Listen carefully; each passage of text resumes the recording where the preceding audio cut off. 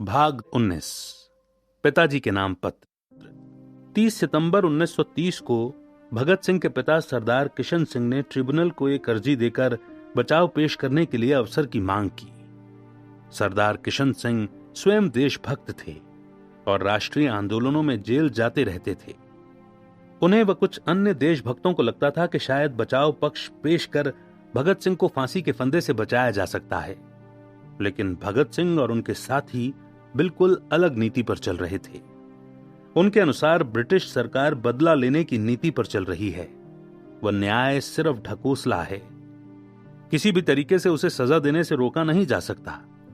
उन्हें लगता था कि यदि इस मामले में कमजोरी दिखाई गई तो जन चेतना में अंकुरित हुआ क्रांति बीज स्थिर नहीं हो पाएगा। पिता द्वारा दी गई अर्जी से भगत सिंह की भावनाओं को भी चोट लगी थी, लेकिन अपनी भावनाओं को नियंत्रित कर अपने सिद्धांत पर जोर देते हुए उन्होंने 4 अक्टूबर 1930 को यह पत्र लिखा, जो उनके पिता को देर से मिला। 7 अक्टूबर 1930 को मुकदमे का फैसला सुना दिया गया। 4 अक्टूबर 1930। पूज्य पिताजी, मुझे यह जानकर हैरानी हुई कि आपने मेरे बचाव पक्ष के लिए स्पेशल ट्रिब्यूनल को एक आवेदन भेजा है। यह खबर इतनी यातनामय थी कि मैं इसे खामोशी से बर्दाश्त न कर सका। इस खबर ने मेरे भीतर की शांति भंग कर उथल पुथल मचा दी है। मैं ये नहीं समझ सकता कि वर्तमान स्थितियों में और इस मामले पर आप किस तरह का आवेदन दे सकते हैं। आपका पुत्र होने के नाते मैं आपकी पैतृक भावनाओं और इच्छाओं का पूरा सम्मान करता हूं, लेकिन इसके बावजूद मैं समझता हूं कि आपको मेरे साथ सलाह मशवरा किए बगैर ऐसे आवेदन देने का कोई अधिकार नहीं था। आप जानते थे कि राजनीतिक क्षेत्र में मेरे विचार आपसे काफी अलग हैं। मैं आपकी सहमति या असहमति का ख्याल किए बिना सदा स्वतंत्रता पूर्वक काम करता रहा हूं। मुझे यकीन है कि यह बात आपको याद होगी कि आप आरंभ से ही मुझे ये बात मनवा लेने की कोशिश करते रहे हैं कि मैं अपना मुकदमा संजीदगी से लड़ूं और अपना बचाव ठीक से प्रस्तुत करूं। लेकिन आपको यह भी मालूम है कि मैं सदा इसका विरोध करता रहा हूं। मैंने कभी भी अपना बचाव करने की इच्छा प्रकट नहीं की और न ही मैंने कभी इस पर संजीदगी से गौर किया है। आप जानते हैं कि हम एक निश्चित नीति के अनुसार मुकदमा लड़ रहे हैं। मेरा हर कदम इस नीति, मेरे सिद्धांतों और हमारे कार्यक्रम के अनुरूप होना चाहिए। आज स्थितियां बिल्कुल अलग हैं, लेकिन अगर स्थितियां इससे कुछ और भी अलग होती तो भी मैं अंतिम व्यक्ति होता जो बचाव प्रस्तुत करता। इस पूरे मुकदमे में मेरे सामने एक ही विचार था, और वो ये कि हमारे विरुद्ध जो संगीन आरोप लगाए गए हैं, बावजूद उनके हम पूर्णतया इस संबंध में अवहेलना का व्यवहार करें। मेरा नजरिया ये रहा है कि सभी राजनीतिक कार्यकर्ताओं को ऐसी स्थितियों में उपेक्षा दिखानी चाहिए और उनको जो भी कठोरतम सजा दी जाए वो उन्हें हंसते हंसते बर्दाश्त करनी चाहिए। इस पूरे मुकदमे के दौरान हमारी योजना इसी सिद्धांत के अनुरूप रही है। हम ऐसा करने में सफल हुए या नहीं, यह फैसला करना मेरा काम नहीं है। हम खुदगर्जी को त्याग कर अपना काम कर रहे हैं। वायसराय ने लाहौर साजिश केस ऑर्डिनेंस जारी करते हुए इसके साथ जो वक्तव्य दिया था, उसमें उन्होंने कहा था कि इस साजिश के मुजरिम शांति व्यवस्था को समाप्त करने के प्रयास कर रहे हैं। इससे जो हालात पैदा हुए, उसने हमें यह मौका दिया कि हम जनता के समक्ष ये बात प्रस्तुत करें कि वो स्वयं देख लें कि शांति व्यवस्था एवं कानून समाप्त करने की कोशिशें हम कर रहे हैं या हमारे विरोधी।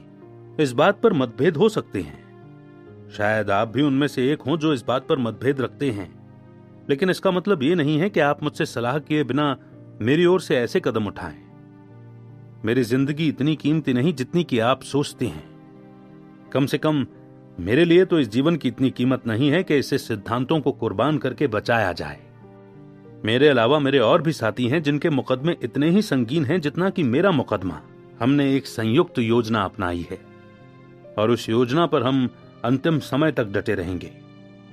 हमें इस बात की कोई परवाह नहीं है कि हमें व्यक्तिगत रूप में इस बात के लिए कितना मूल्य चुकाना पड़ेगा। पिताजी, मैं बहुत दुख का अनुभव कर रहा हूं।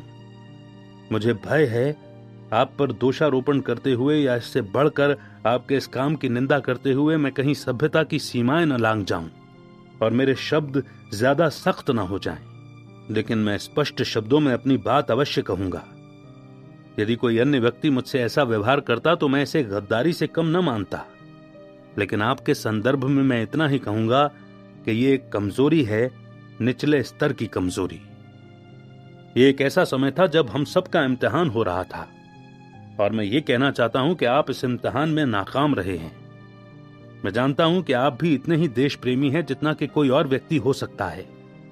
मैं जानता हूं कि आपने अपनी पूरी जिंदगी भारत की आजादी के लिए लगा दी है, लेकिन इस अहम मोड़ पर आपने ऐसी कमजोरी दिखाई, ये बात मैं नहीं समझ सकता। अंत में मैं आपसे, आपके अन्य मित्रों एवं मेरे मुकदमे में दिलचस्पी लेने वालों से यह कहना चाहता हूं कि मैं आपके इस कदम को नापसंद करता हूं। मैं आज भी अदालत में अपना कोई बचाव प्रस्तुत करने के पक्ष में नहीं हूं। अगर अदालत हमारे कुछ साथियों की ओर से स्पष्टीकरण आदि के लिए प्रस्तुत किए गए आवेदन को मंजूर कर लेती तो भी मैं कोई स्पष्टीकरण प्रस्तुत न करता। भूख हड़ताल के दिनों में ट्रिब्यूनल को जो मैंने आवेदन पत्र दिया था और उन दिनों में जो साक्षात्कार दिया था, उन्हें गलत अर्थों में समझा गया है और अखबारों में यह प्रकाशित कर दिया गया कि मैं अपना स्पष्टीकरण प्रस्तुत करना चाहता हूं। हालांकि मैं स्पष्टीकरण प्रस्तुत करने के विरोध में रहा। आज भी मेरी वही मान्यता है जो उस समय थी। बोटल जेल में बंदी मेरे साथी इस बात को मेरी ओर से गद्दारी और विश्वासघात ही समझ रहे होंगे। मुझे उनके सामने अपनी स्थिति स्पष्ट करने का अवसर भी न मिल सकेगा। मैं चाहूंगा कि इस संबंध में जो उलझनें पैदा हो गई हैं, उनके विषय में जनता को असलियत का पता चल जाए। इसीलिए मैं आपसे प्रार्थना करता हूं कि आप जल्द से जल्द ये चिट्ठी प्रकाशित कर दें। आपका आज्ञाकारी भगत सिंह।